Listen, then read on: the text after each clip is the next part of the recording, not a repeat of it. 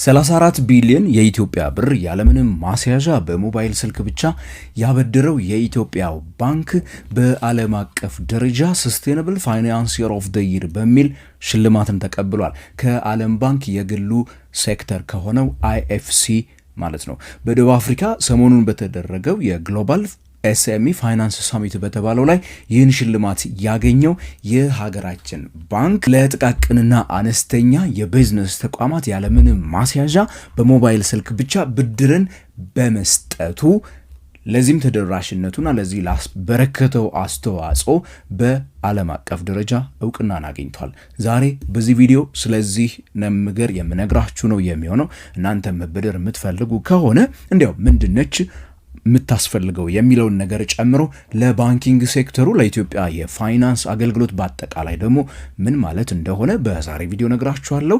ይህ ንጋት ፖስት ነው። ፋይናንስ፣ ቢዝነስ እና ካፒታል ማርኬትን ለእያንዳንዳችን በሚገባ መልኩ ማቅረብ ዋና ስራችን ነው። በዚህ ቻናል በተከታታይ ለ3 ዙር ሲሰጥ የነበረው የካፒታል ገበያን ምን መሆኑን የምናቅበት፣ የሚሸጡ የሚገዙ የተለያዩ ሰነደ መዋዕለ ንዋዮችን እንዴት ዋጋ እንደምንተምንላቸው፣ አዋጭነታቸውን እንዴት እንደምንለይ፣ የተቋማትን ፋይናንሻል ስቴትመንት እንዴት ነው የምናነበው፣ ስማርት በሆነ መንገድ እንዴት ነው በዚህ ገበያ ውስጥ መሳተፍ የምንችለው የሚሉትን ነገሮች በአጠቃላይ በኒውዮርክ ስቶክ ኤክስቼንጅ ላይ ተግባራዊ ልምምድ የምናደርግበት የስልጠናችን 4ኛው ዙር ማለት ነው። ከዚህ በፊት ላልወሰዳችሁት መሰልጠን ለምትፈልጉ መስከረም 12 ይጀምራል። መመዝገብ የምትፈልጉ ሆነ በኢትዮጵያ ንግድ ባንክ ታች በተቀመጠው አካውንት 900 ብር እየከፈላችሁ ስሊፕ ስትልኩልን ባለችው የቴሌግራም ሊንክ ማለት ነው ወደ ስልጠና ግሩፑን ቀላቅላችኋለን። ቶሎ ብላችሁ ተመዝገቡ እያልኩኝ በዚህ ወደ ዛሬ ቪዲዮ የማልፍ ነው የሚሆነው።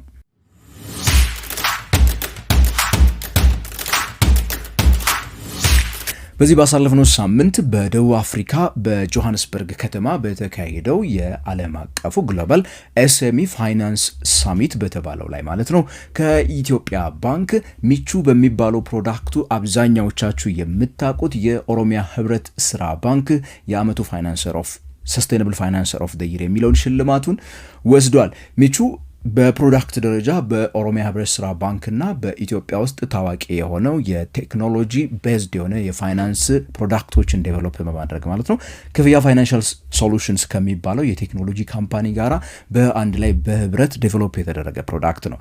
ላለፉት 2 ዓመታት አካባቢ ማለት ይቻላል ከጀመረ ጊዜ ጀምሮ ማለት ነው ሚቹ በትንንሽ ብሮች ማበደር ጀምሮ 2000፣ 3000፣ 4000፣ 5000 ብር እያለ ያበደረ ጀምሮ አሁን ሚቹ ላይ የሚበደሩ የንግድ ተቋማት ንግድ ፍቃድ ያላቸው ማለት ነው ከ50 ሺህ ብር በትንሹ ጀምሮ እስከ 100 ሺህ ብር እየተበደሩ ይገኛሉ። ለወደፊትም እንግዲህ እያደገ እንደሚሄድ ይጠበቃል። በዚህም ከ2 ሚሊዮን በላይ ጥቃቅንና አነስተኛ ተቋማት ተጠቅመዋል ተብሏል።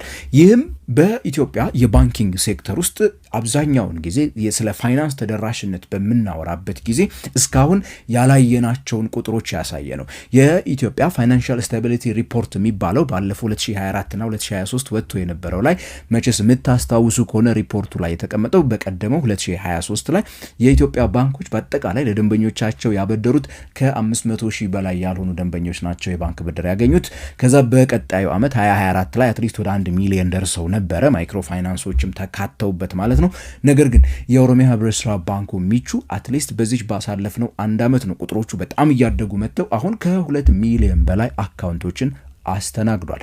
አንድ ሰው እስከ 2.8 ሚሊዮን ብር የተበደረ እኔ ራሴ በአካል ማቀውና ያገኘሁት ሰው አለ። ሚቹ ላይ የተለያዩ ሱቆች ያሏቸው የስፔር ፓርት የሞተር ሳይክል የባጃጅ ስፔር ፓርት የሚሸጡ ራይድ የሚሰሩ ብዙ አይነት ሰዎች አትክልትና ፍራፍሬ የሚሸጡ ሸቀጣሸቀጥ ያላቸው ሱቆች የሚሰሩ በጣም ብዙ የንግድ ተቋማት ተጠቅመውበታል ሚቹን ማለት ነው። በኢትዮጵያ ውስጥ እንግዲህ ሞባይል ላይ ብቻ የተመሰረተ ምንም አይነት ማስያዣ ወይ ደግሞ ኮላተራል የማይጠይቅ ብድርን በማስጀመር ቀዳሚ የሆነው እንግዲህ ሚቹ የተባለው የኦሮሚያ ህብረት ስራ ባንኩ ይህ ፕሮዳክት ነው ዘንድሮ በዓለም አቀፍ ደረጃ እውቅናን ያገኘ።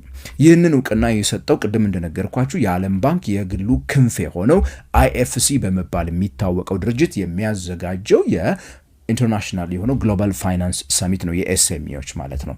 እና እንግዲህ ይህን ውድድር ከዚህ በፊት የዓለማችን ምርጥ የተባሉ ባንኮች ሄዳችሁ ቼክ ማድረግ ትችላላችሁ። ሰርች በማድረግበት ሰዓት እነ ዲቢኤስ የተሰኙት እንደ የሲንጋፖሩ ባንክ ጨምሮ ከዚህ በፊት የተሸለሙትን ሽልማት ነው የኦሮሚያ ህብረት ስራ ባንክ በሚቹ በኩል የተሸለመው። ያው ክፍያ ፋይናንሻል ቴክኖሎጂስንም አንረሳቸውም።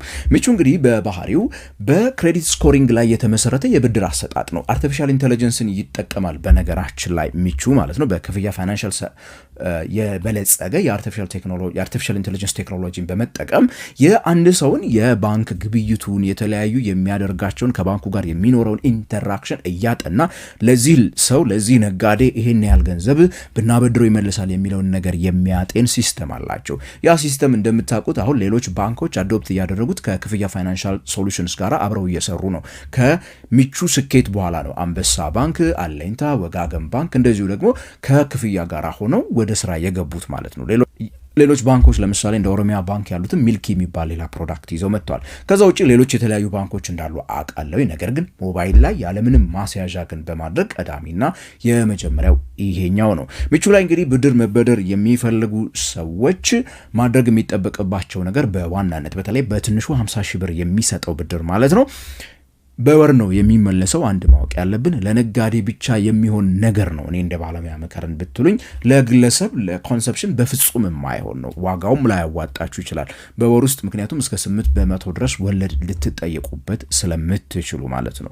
ነገር ግን ቢዝነስ ኖሯቸው ማገለባበጥ ላይ ለሚያተኩሩ ሰዎች ሜቢ አዋጭ ሊሆን የሚችልበት እድሉ ሰፊ ነው። ምክንያቱም እንግዲህ ማለት ያው የሚከፍሉት ወለድ በላይ ትርፍን የሚያስገኝ ስራ የምትሰሩ ከሆነ ሊያዋጣችሁ የሚችል የስራ አይነት ነው።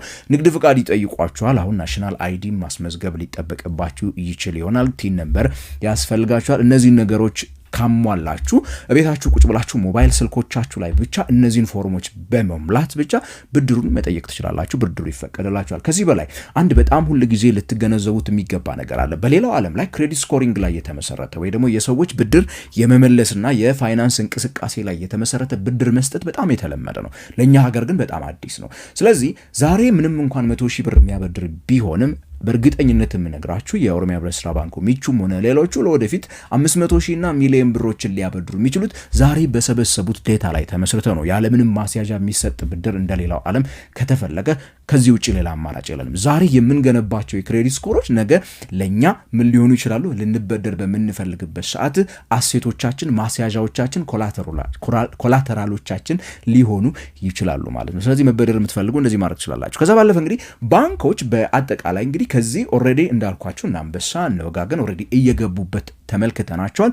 ሌሎች ባንኮችም የፋይናንስ ተደራሽነት የሚለውን ነገር በሚያወሩበት በሚያስቡበት ጊዜ አካውንት ሰዎችን ማስከፈት ብቻ ሳይሆን ትርጉም ባለው መልኩ አትሊስት ሰዎች ኑሯቸውን የሚያቀሉበትና ለችግሮቻቸው የሚደርሱላቸውን መፍትሄዎች የሚያስገኙላቸው እንደሚቹ አይነት ፕሮዳክቶችን በሁሉም ዘርፍ ላይ ምንም እንኳን ይሄ ለጥቃቅንና አነስተኛ ቢሆንም ለኮንሱመርስ ለግለሰቦች ማለት ነው ለፍጆታ ሊሆን ይችላል ኦር ለትልልቅ ቢዝነሶች ሊሆን ይችላል ኦር ኢንፎርማል ለሆኑት ቢዝነሶች ለተለያዩ የቢዝነስ ዘርፎች በዚህ መልኩ የተለያዩ ፋይናንሻል ሶሉሽኖችን ይዘው የሚመጡበት ዘመን ይሆናል ብዬ ተስፋ አደርጋለሁ። ይሄን ያህል ሚሊዮን አካውንት አለን ብሎ ከመናገር ይልቅ መቼስ በጣም ሊያስደስት የሚችለው ብዬ ማስበው ነው በግሌ 2 ሚሊዮን ተበዳሪ አካውንት ለዚያውን በሞባይል ስልክ አለኝ ብሎ የሚናገር አትሊስት የሆነ ነገር አድርጓል። ምንም እንኳን ሰዎች እንደሚሉት ዋጋ ውድ ነው፣ ጊዜ መመለሻው አጭር ነው የሚለው ነገር እንኳን እንደ እንትን ብናነሳበት እንደ ክሪቲክስ ብናነሳበት እንኳን ስቲል ግን አትሊስት ሌሎቹ ዝም ብለው ቡክ ከሚያስይዙን እና ቡክ ላይ ስማችንን ጽፈው 50 ብር ከሚቀበሉን የተሻለ ለአንድ ሰው ወይ ደግሞ ለሁለት ሰው እንኳን ላይፉን ሊያቀል የሚችል ነገር ይሆናል ብዬ ስለማምን ባንኮቻችንም በዚሁ ሊቀጥሉበትና ሊያሰፉት ሊያሳድጉት ውድድር በመጣ ጊዜ ዋጋው ሊቀንስ የምናገኘው ጥቅም ሊሰፋ ስለሚችል ባንኮቻችን ይወዳደሩበታል ብዬ ተስፋ አደርጋለሁ። የኦሮሚያ ህብረት ስራ ባንክንና ክፍያ ፋይናንሻል ቴክኖሎጂስን በዚሁ እንግዲህ እንኳን ደስ ያላችሁ እያልኩኝ በዚህ ጉዳይ ላይ አስተያየትና ጥያቄዎች ካሏችሁ ደግሞ ኮሜንት ሴክሽን ላይ ጻፉልኝ። ስልጠናውን መቀላቀል የምትፈልጉ ከሆነ ስልጠናው ምክንያቱም መስከረም 12 ምሽት ላይ 2 ሰዓት በቴሌግራም ላይቭ ይጀምራል። ቶሎ ብላችሁ ተመዝገቡ። ቻናሉን ሰብስክራይብ ማድረግ እንዳትረሱ። ላይክና ሼር አድርጉ። ኮሜንት ላይ ጥያቄዎቻችሁን እንዳልኩት አስቀምጡ ያልኩኝ በቀጣይ በሌላ የፋይናንስ ፕሮግራም እስከምንገናኝ ድረስ ታዲያ የምሰናበታችሁ ከንጋት ፖስት እኔ ገሜ ብርሃኑ ነኝ።